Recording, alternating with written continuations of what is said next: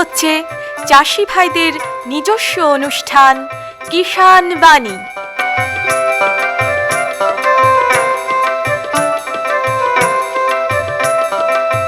কৃষি, মাছ চাষ, প্রাণী সম্পদ উন্নয়ন, সমবায়, ফল চাষ, কৃষি প্রযুক্তি, পশুপালন, গ্রামোন্নয়ন এ সব কিছু জানতে শুনুন কিষাণ বাণী।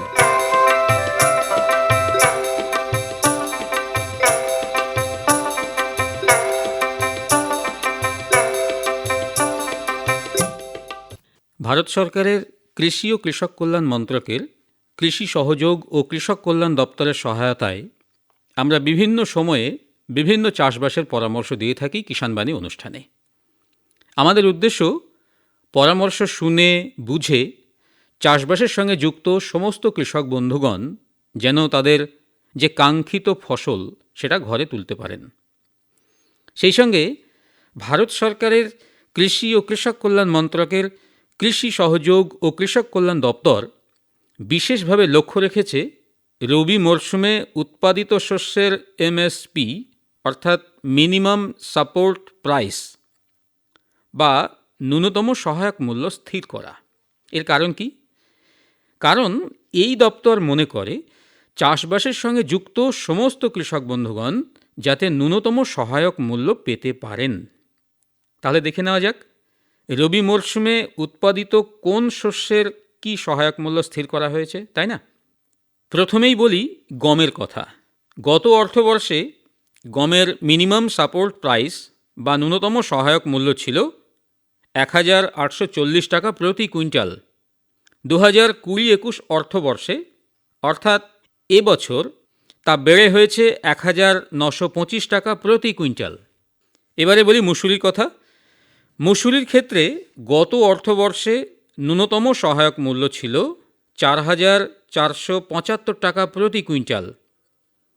2020-21 অর্থবর্ষে অর্থাৎ এ বছর তা বেড়ে হয়েছে 4800 টাকা প্রতি কুইন্টাল। ছোলার ক্ষেত্রে গত অর্থবর্ষে ন্যূনতম সহায়ক মূল্য ছিল 4620 টাকা প্রতি কুইন্টাল।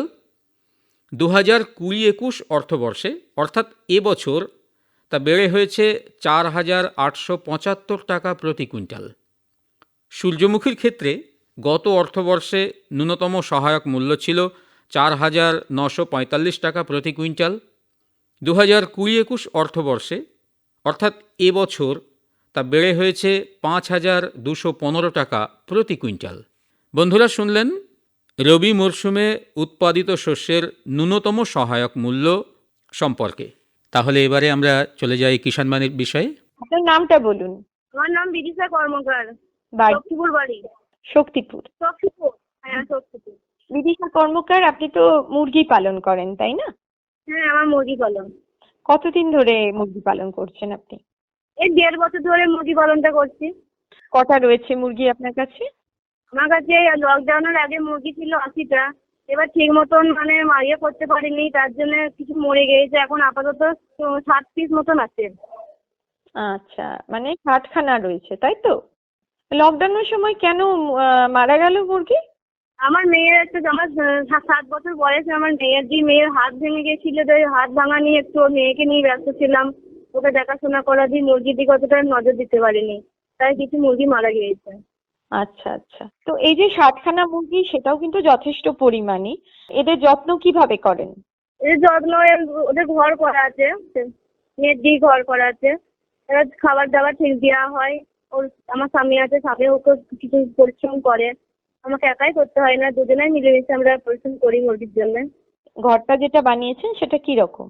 ওটা ওই ইট দিয়ে করা আছে, কিছু 1 হাত মতন ইট দিয়ে গাঁথা আছে, দিয়ে নেট দিয়ে ওপরে খড়খেটে চাল দেওয়া আছে। আচ্ছা, আর এই যে মুরগির ঘর পরিষ্কার, সেটা তো খুব গুরুত্বপূর্ণ বিষয়। তো মুরগির ঘর কিভাবে পরিষ্কার করেন আপনারা, কবার করেন? হ্যাঁ, মুরগির ঘর প্রত্যেকদিন সকালবেলাতে জল দিয়ে, মোটর আছে, মোটরে জল দিয়ে প্রত্যেকদিনই ধুয়ে দিই। গ্যাসটা হবে না, ভালো থাকবে, পরিষ্কার থাকবে, সেখানে প্রত্যেকদিনই সকালবেলা ধুয়ে দিই মুরগির ঘর। আর কি ধরনের খাবার দেন? ওই এখন যে রেশনের চাল ময়দা পাওয়া যাচ্ছে, ওইগুলো দিচ্ছি। আর কিছু ওই শাকসবজি ঘাস ছিঁড়ে এনে দেয় মাঠে থেকে, সেগুলো দিই কুচিয়ে, ওগুলো খাই। শাকসবজি কুচিয়ে দেন। আর কি ভাত তো খাই, ভাত চাল এগুলো, ধান এগুলো কি দেন? রেশনের চাল খায়, খুদ এনে দেয়, মুরগির খাবার কিনতে পাওয়া যায়, সেটা ব্লক থেকে কিনে নিয়ে আসে, দিয়ে ওগুলো দিই। দেশি মুরগি পালন করছেন তো? হ্যাঁ, দেশি মুরগি। ডিম দেয় মুরগি? হ্যাঁ, এখন 60টা মুরগি আছে, সব প্রতিদিন ডিম দেয়, নয় 14-15টা করে ডিম দেয়, ছেড়ে দেয়। প্রত্যেকটা মুরগিতে ডিম এখন দিচ্ছে না। ডিমের পরিমাণ তো সেইভাবে বেশি নয়, তবু যখন বেশি দেয় তখন কি আপনি ডিম বিক্রি করেন? হ্যাঁ, ডিম বিক্রি করি। আমার একটা লোন নিয়ে আছে, সেই লোনটা শোধ করার জন্যই মুরগিগুলো এরকম পোষা। ওই ডিম বিক্রি করে সে টাকাটা কোনো জায়গায় খরচা করি না, ওই কিস্তি মিটাই। সপ্তাহে কিস্তি আছে, তখন কিস্তি দিই। তার মানে আপনার এই যে মুরগি, সে তো আপনার বিপদের বন্ধু হয়ে দাঁড়িয়েছে, তাই না? হ্যাঁ। আর এই যে মুরগি পালন করছেন, তো সেক্ষেত্রে আপনার তো খুব বেশি পরিশ্রমও নেই, তাই না মুরগি পালনের? না। হ্যাঁ, আমার পরিশ্রম বেশি না, দুজনে স্বামী স্ত্রীতে দুজনে আমরা এটাকে দেখাশোনা করি। হুম। আমার ছোট একটা মেয়ে আছে, মেয়েটাকে তো এবার দেখতে হবে, শুধু মুরগির দিকে থাকলেই হবে না। একদম। একটা মুরগি বিক্রি করছেন কিংবা একটা জায়গায় এসে আপনার কিছুটা লাভ হচ্ছে মুরগি পালন করে, তখন আপনার কি মনে হয় যে এই টাকাটা আমার, এটা দিয়ে আমি কিছু করতে পারলাম, তাই মনে হয় কি? তখন তো আমার খুবই আনন্দ হয়, কেন আমি ওই লোন নিয়েছিলাম 1 লাখ টাকা, একটা গাড়ি কিনেছি লোন নিয়ে। এবার ওইখান থেকে কিছু মুরগি থেকে ডিম বিক্রি করে বা মুরগি বিক্রি করে যে পয়সাটা পাই, সেটা ওই কিস্তিটা চালাই, গাড়ির কিস্তিটা শোধ হয়। এই গাড়ির কিস্তিটা আপনি শোধ করছেন মুরগি হ্যাঁ। পালন করে।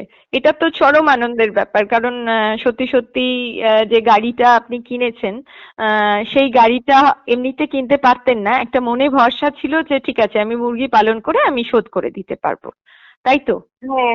হ্যাঁ। এবার গাড়ি চালিয়েও কিছু দেয়, আমার মুরগি থেকেও প্রত্যেকদিন তার ডিম দেয় না, 15-16 দিন ডিম দেয়, দিয়ে বন্ধ করে দেয়, তখন তার বসেই থাকতে হয়, ইনকাম কিছু থাকে না, তখন গাড়ি থেকে কিছু পয়সা দেয়, দিয়ে কিস্তিটা শোধ করি।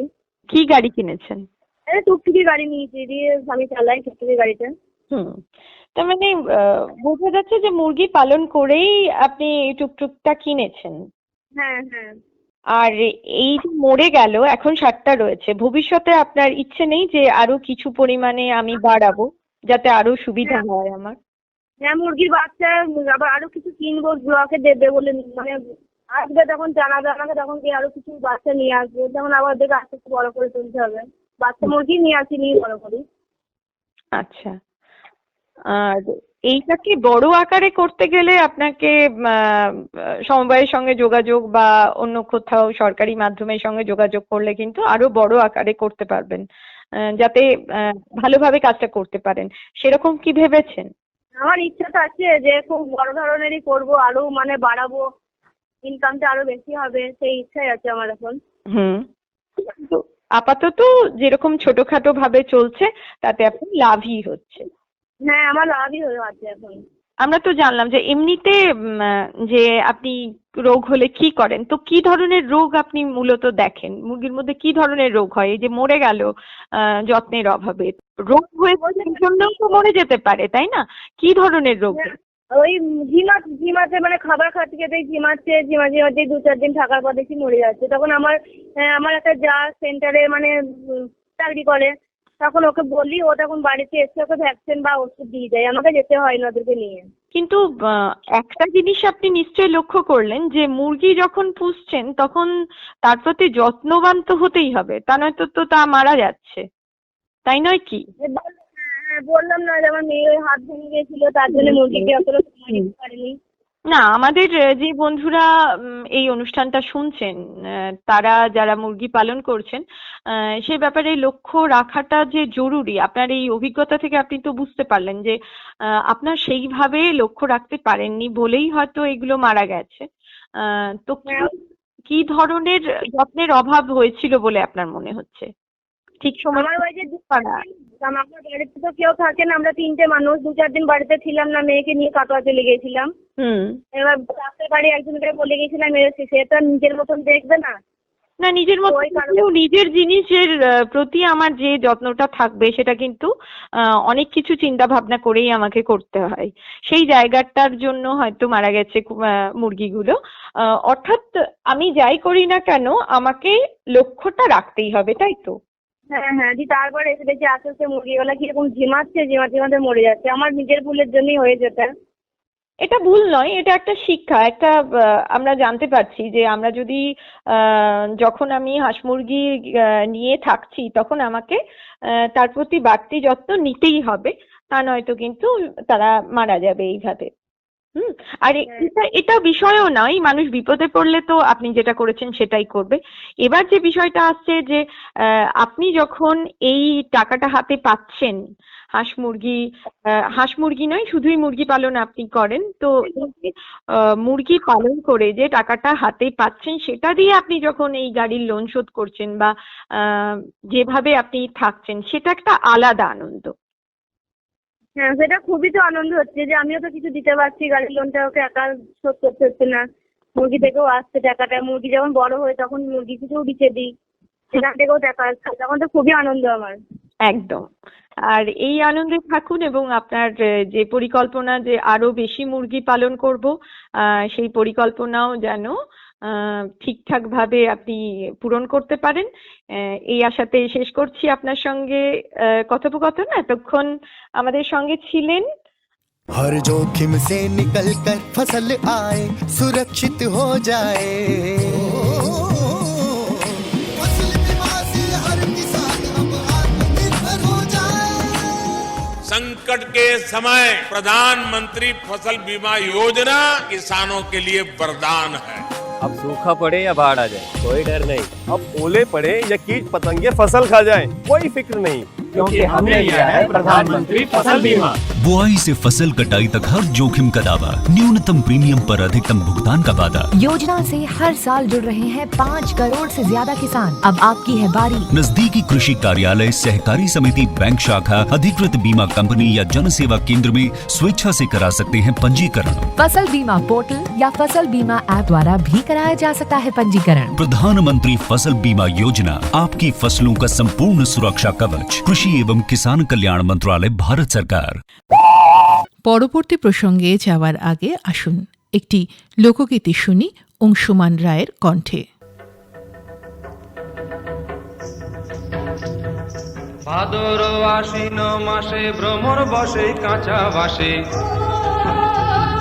ভাদর আশ্বিন মাসে ভ্রমর বসে কাঁচা বাসে। আরো কি থাকিবে বাপের ঘরে গো, মন আমার কেমন কেমন করে। ও বধূ হে আর না থাকিও বাপের ঘরেতে, ও বধূ হে আর না থাকিও বাপের ঘরেতে।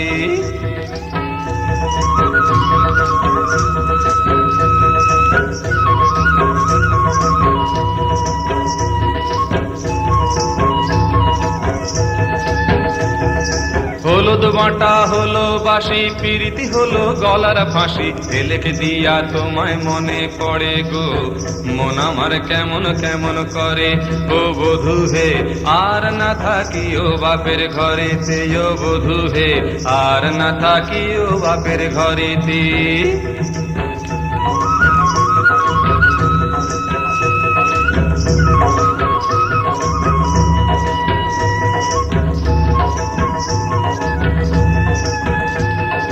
পরব দিনে মেলায় যাব, ধামসা মাদল সঙ্গে লিব, সুরগুঞ্জা ফুটে লালে লাল।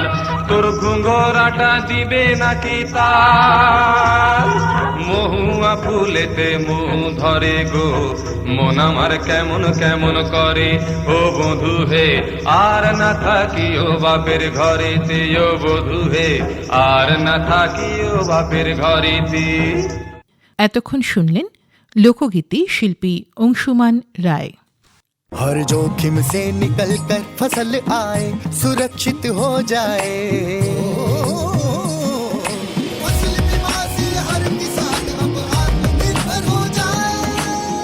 संकट के समय प्रधानमंत्री फसल बीमा योजना किसानों के लिए वरदान है।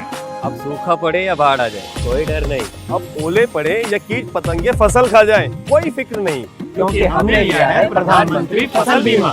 बुआई से फसल कटाई तक हर जोखिम का दावा, न्यूनतम प्रीमियम पर अधिकतम भुगतान का वादा। योजना से हर साल जुड़ रहे हैं 5 करोड़ से ज्यादा किसान। अब आपकी है बारी। नजदीकी कृषि कार्यालय, सहकारी समिति, बैंक शाखा, अधिकृत बीमा कंपनी या जन सेवा केंद्र में स्वेच्छा से करा सकते हैं पंजीकरण। फसल बीमा पोर्टल या फसल बीमा ऐप द्वारा भी कराया जा सकता है पंजीकरण। प्रधानमंत्री फसल बीमा योजना, आपकी फसलों का संपूर्ण सुरक्षा कवच। कृषि एवं किसान कल्याण मंत्रालय, भारत सरकार। এখন শুনবেন স্টুডিওর বাইরে থেকে রেকর্ড করে আনা অনুষ্ঠান। আজ আমরা এসে উপস্থিত হয়েছি বড়োয়া ব্লকের সিঙ্গারডা গ্রামে। এখানে এসে আমরা পেয়েছি কয়েকজন প্রগতিশীল কৃষক বন্ধুকে, তাদের বিভিন্ন চাষের অভিজ্ঞতার কথা শুনবো। আসুন একটু পরিচয় করি। আপনার নাম? বন্যেশ্বর ঘোষ। বন্যেশ্বর ঘোষ। আপনার নাম? আমার রবীন ঘোষ। রবীন ঘোষ। আপনার জমি কতটা আছে রবীনবাবু? জমি এমন কিছু বেশি নাই, তো মোটামুটি 3 একর। 3 একর, 9 বিঘে, প্রায় 9 বিঘের কাছে। আপনার? আমাদের তাই এই 8-9 বিঘে। 8-9 বিঘে, মানে সবটাই কি আপনাদের নিজস্ব জমি? হ্যাঁ, সবটাই সবটাই আপনাদের নিজস্ব। সেচ ব্যবস্থা কি আছে জমিতে? এখন পুকুর থেকে কিছু জল তোলা হয়, আর এই যে ক্লাস্টার ডিপ যেটা, এর থেকে জল নেওয়া হয়। আমার নিজস্ব সে পাম্প আছে একটা, হ্যাঁ, ওই পাম্প, সাবমার্সিবল পাম্প, ওখান থেকে কিছুটা চাষবাস করা হয়, ধান চাষ করা বা হ্যান তেন। কলাই চাষে তো শেষ লাগে না, কলাই চাষটা তো এমনিতে প্রথমে তৈরি করার সময়, মানে বীজ বোনার সময় তৈরি করতে হয়, তখনই।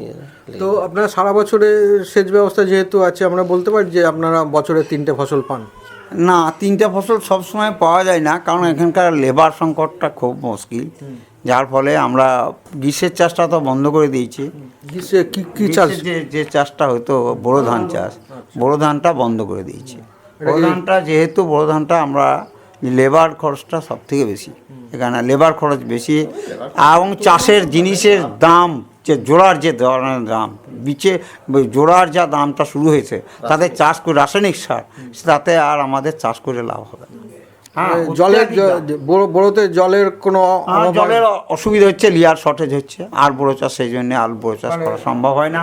খরচটা মানে খরচ যা খরচ করে তা ওঠে না। এই যে কলাইটা লাগাচ্ছেন, এটা কি জাতের কলাই লাগান? NCIR8, যেটা কালো দানা। কালো দানা। এটা কি প্রতি বছর করেন? হ্যাঁ, প্রতি বছর। আছে ফলন কেমন হয়? বছর ধরে কুইন্টাল হবে, তার থেকে তো বেশি আমারই তো হচ্ছে মোটামুটি 1.5 থেকে 2 কুইন্টালের কাছাকাছি হবে, মানে 2 কুইন্টাল। হ্যাঁ, 2 কুইন্টাল, এটা আমি জানি। 2 কুইন্টালের কাছাকাছি ফলন হয়, ঠিক আছে, 2 কুইন্টালের কাছাকাছি ফলন। খরচটা কেমন? কম খরচ বলতে গেলে ধরুন, যে লেবার খরচ আর ওই বীজের খরচ, ওই বীজটা আর লেবার আর 2বার স্প্রে, এইটাই। এমনি শীতকালীন যে ডাল শস্যের মধ্যে কি কি চাষ করে? শীতকালীন ডাল শস্য বলতে গেলে ছোলা, মসুর আর সবুজ মটরটা চাষ করছি বছর 2 থেকে বাড়তি। হ্যাঁ, নতুন মটর, এগুলো মোটামুটি ফলন ভালোই হয়। ধরেন সবুজ মটরে বলতে গেলে একবার ছড়ানো, আর উঠিয়ে নিয়ে এসে মারাই, মাঝখানে আর মাঝে ওর কোনো নাই স্প্রে। ওই পোকা লাগে না, 2 বছর তো লাগেনি। গত বছর একবার স্প্রে করেছিলাম কীটনাশক, আর কিছুদিন পরে একটা ভিটামিন দিয়েছিলাম, ওটা ফলন বাড়ানোর জন্য। তো যাই হোক, ওই হয়েছে। ছড়ানোতে ধরুন কাদাতে ছড়িয়ে দিলাম। ধানের গাছ আছে, সেই গাছ ধান পাকা অবস্থার কাছাকাছি, ধান কাটবো হয়তো 1 সপ্তাহের মধ্যে, আমি সবুজ মটর ছড়িয়ে দিলাম গোটা জমিতে। আচ্ছা, ছড়ানোর পর ধান কাটা মারা হয়ে গেল, যা ছাঁটানো হলো, এই মাসখানেক বা মাস 2-এর মধ্যেই জমি আবার কলায় আবার একটা শস্য হয়ে গেল, বাস। তারপর এবার সেই চৈত্র মাসে গাছকে ছিঁড়ে নিয়ে এসে মারাই হয়ে গেল, বাস। কাটাই মারাই ঝাড়াই, এবং ফলনও ভালো আছে।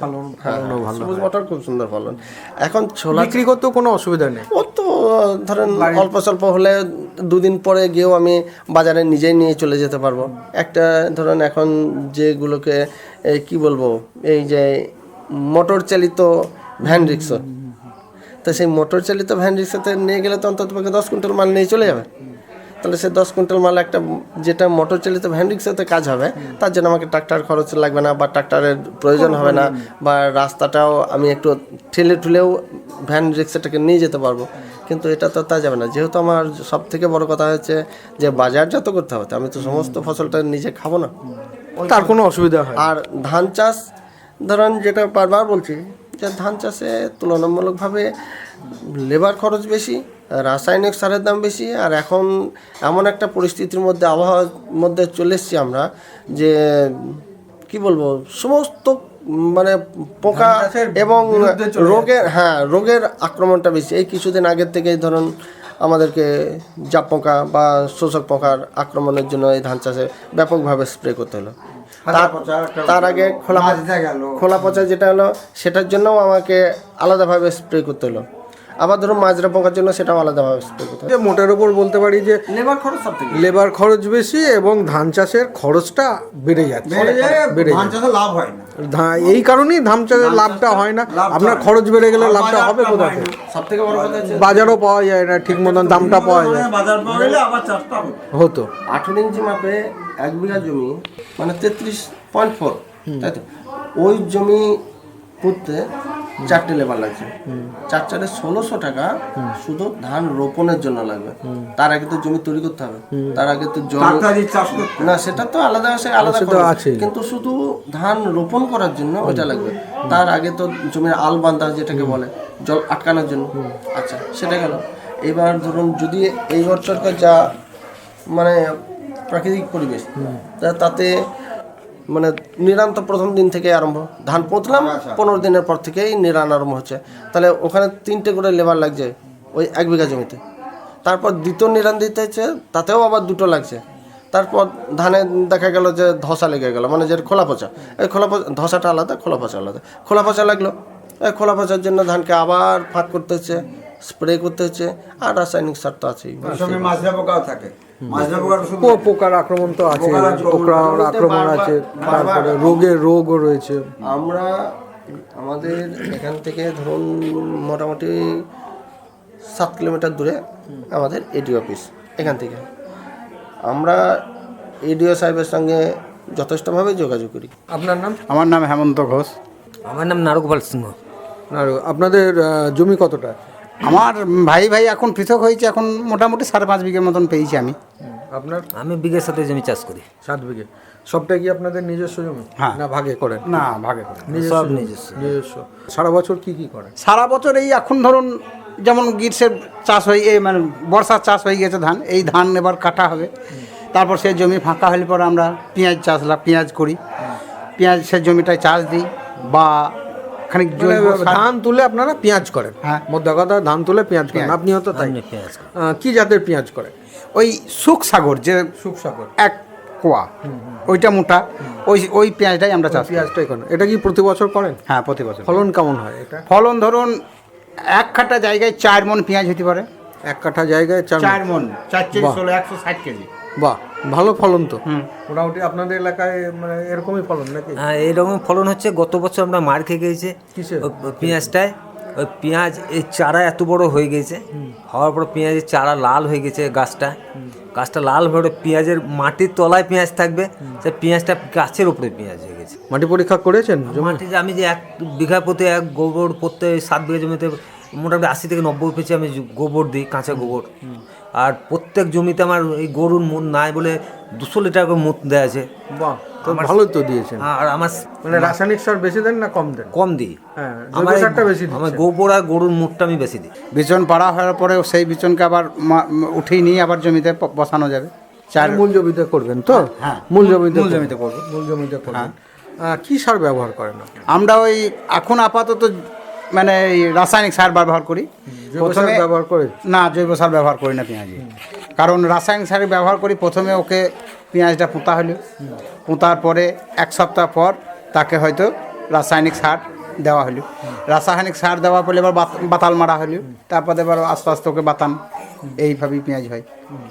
পেঁয়াজের খরচাও খুব কম, মোটামুটি কাটা যদি মানে রাসায়নিক সারই দেন তা 1 কেজি 10-26 দিলে যথেষ্ট। কিসে? কাঠাপতি? কাঠাপতি 1 কেজি যদি 10-26 দেওয়া যায়, বা একবারে, কিন্তু একবারে 2টা সার দিই না, ইউরিয়াটাও দিই, কিন্তু আগে ওই সারটা 10-26টা দিই, তারপরে ইউরিয়াটা দিই পরের বাতানে দিয়ে মোটামুটি আমরা ধরুন এই অঘ্রাণ পৌষ মাসের প্রথমে লাগাই। ওই পেঁয়াজটা এবার যেমন ছিঁচ লাগে 7 দিন 8 দিন, পেঁয়াজির জমি কিন্তু খুব টানালি কিন্তু হবে না। পেঁয়াজ বতাল থাকতেই পেঁয়াজ বাতা আবার দিতে হয়। হ্যাঁ, এরকমভাবে থাকতে থাকতে ঠিক তখন মানে ফাল্গুনের শেষে কি চৈতির প্রথমে তখন পেঁয়াজটা পেকে যায়। এই পেঁয়াজটা তখন কাটিয়ে যদি বিক্রি করা যায় তাহলে বললাম তো কাঠা প্রতি 1.5 কুইন্টাল পেঁয়াজ হবেই। আচ্ছা, 1.5 কুইন্টাল পেঁয়াজ হলে পরে 10 টাকা করে হেজেলে 1,500 টাকা কাঠা হয়েছে, তাহলে বিঘা 30,000 টাকা। খুব লাভদায়ক ফসল পেঁয়াজটা। মানে বিক্রি করতে কোনো অসুবিধা না, বিক্রি করতে কোনো অসুবিধা না। তার মানে পেঁয়াজ চাষ করে আপনারা মোটামুটি লাভবানই আছেন। বেশ, আপনাদের পেঁয়াজ চাষ বা অন্যান্য চাষ সম্পর্কে আমরা জানলাম। এর জন্য আমাদের তরফ থেকে এবং কৃষক বন্ধুদের তরফ থেকে আপনাদেরকে অসংখ্য ধন্যবাদ। নমস্কার। এতক্ষণ শুনলেন স্টুডিওর বাইরে থেকে রেকর্ড করে আনা অনুষ্ঠান। কোভিড-19 বা করোনা ভাইরাস সংক্রমণ প্রতিরোধে আমাদের কৃষক বন্ধুদের জন্য এই মুহূর্তে দরকার বিশেষ কিছু সতর্কতা। এ প্রসঙ্গে ভারতীয় কৃষি গবেষণা পরিষদের পক্ষ থেকে সমস্ত কৃষক বন্ধুদের জানানো হচ্ছে, কৃষক বন্ধুরা, সারা দেশে কোভিড-19 বা করোনা ভাইরাস সংক্রমণ রুখতে চলতি খরিফ মরশুমে আমাদের কৃষক বন্ধু সকলের সুরক্ষায় বিশেষ কিছু সতর্কতার প্রয়োজন। কৃষক ভাই ও কৃষিকর্মে যুক্ত শ্রমিকরা অনুগ্রহ করে এই কথাগুলি বিশেষভাবে মনে রাখুন। কৃষিকাজে শ্রমিক ব্যবহার না করে যতটা সম্ভব কৃষি যন্ত্রের ব্যবহার করুন। কাস্তে সহ যেসব যন্ত্র হাত দিয়ে ব্যবহার করতে হয় সেগুলোকে প্রতিদিন অন্তত 3 বার স্যানিটাইজার অথবা সাবান জল দিয়ে ধুয়ে পরিষ্কার করে রাখুন। ফসল কাটা, মাড়াই করা ও খাবার সময় অবশ্যই একজন আরেকজনের থেকে অন্তত 1 থেকে 2 মিটার দূরত্ব বজায় রাখুন। প্রত্যেকের খাবার পাত্র ও জলের পাত্র হবে আলাদা এবং তা ব্যবহারের পরে অবশ্যই সাবান দিয়ে ধুয়ে রাখুন। কৃষি শ্রমিকদের খাবার পাত্র ও জলের পাত্র হবে আলাদা এবং কোনোভাবেই একে অন্যের পাত্র ব্যবহার করবেন না। কৃষি শ্রমিকদের কাস্তে ইত্যাদি যন্ত্র হবে প্রত্যেকের ক্ষেত্রে আলাদা এবং কোনোভাবেই একে অন্যের যন্ত্র বা হাতিয়ার ব্যবহার করবেন না। কৃষিক্ষেত্রে কাজের পর শ্রমিকরা অবশ্যই ভালো করে হাত ধুয়ে ফেলবেন এবং হাত না ধুয়ে নাক, মুখ বা চোখে হাত দেবেন না। কৃষিক্ষেত্রে বা খামারে শ্রমিকদের জন্য অতি অবশ্যই যথেষ্ট পরিমাণে সাবান ও পানীয় জলের ব্যবস্থা রাখুন।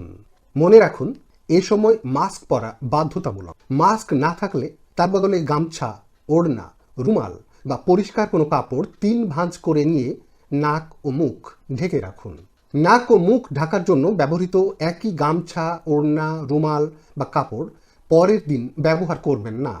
এই ধরনের ব্যবহৃত গামছা, ওড়না, রুমাল বা কাপড় অবশ্যই সাবান দিয়ে ধুয়ে নিয়ে রোদে শুকিয়ে পরের দিনের ব্যবহার জন্য রেখে দিন। কৃষি শ্রমিকদের কারো যদি সর্দি, কাশি, জ্বর বা মাথা ব্যথা হয় তবে তাকে তক্ষুনি কাজ থেকে অব্যাহতি দিন। তাকে আলাদা করে সরিয়ে নিয়ে কাছাকাছি কোনো স্বাস্থ্যকেন্দ্রে নিয়ে যান। তার উপযুক্ত স্বাস্থ্য পরীক্ষার ব্যবস্থা করুন। ফসল কাটা বা ঝাড়াই মাড়াইয়ের সময়েও অবশ্যই সামাজিক দূরত্ব, হাত পা মুখের জীবাণুমুক্তকরণ, স্বাস্থ্য পরিচ্ছন্নতা, মাস্কের ব্যবহার ইত্যাদি নিশ্চিত করুন। অবশ্যই খেয়াল রাখুন যাতে কৃষিজ দ্রব্য বা পণ্য কোনো মতেই সরাসরি কাদা বা মাটির সংস্পর্শে না আসে। ফসল ঝাড়াই মাড়াইয়ের সময় কেউ যেন যেখানে সেখানে থুথু না ফেলেন, এটা অত্যন্ত বিপজ্জনক। এখন কৃষক বন্ধুদের জন্য আলিপুর আবহাওয়া দপ্তর থেকে পাওয়া আবহাওয়ার পূর্বাভাস। আলিপুর আবহাওয়া দপ্তর থেকে জানানো হয়েছে, মুর্শিদাবাদ জেলার আবহাওয়া মূলত শুষ্ক। আগামী 48 ঘন্টায় আবহাওয়ার খুব বড়সড় পরিবর্তনের সম্ভাবনা একেবারেই নেই বলে জানানো হয়েছে। গত 24 ঘন্টায় বৃষ্টি হয়নি, তবে আবহাওয়া শুষ্ক থাকলেও রাতের তাপমাত্রা 2 থেকে 4 ডিগ্রি হ্রাস পাওয়ার সম্ভাবনার কথা বলা হয়েছে। পরবর্তী 48 ঘন্টায় আবহাওয়ার উল্লেখযোগ্য পরিবর্তনের তেমন কোনো সম্ভাবনা নেই। কৃষক বন্ধুদের জন্য আবহাওয়ার পূর্বাভাস শেষ হলো, আর এই সঙ্গেই শেষ হলো ভারত সরকারের কৃষি ও কৃষক কল্যাণ মন্ত্রকের কৃষি সহযোগ ও কৃষক কল্যাণ দপ্তরের সহায়তায় অনুষ্ঠান কিষাণ বাণী।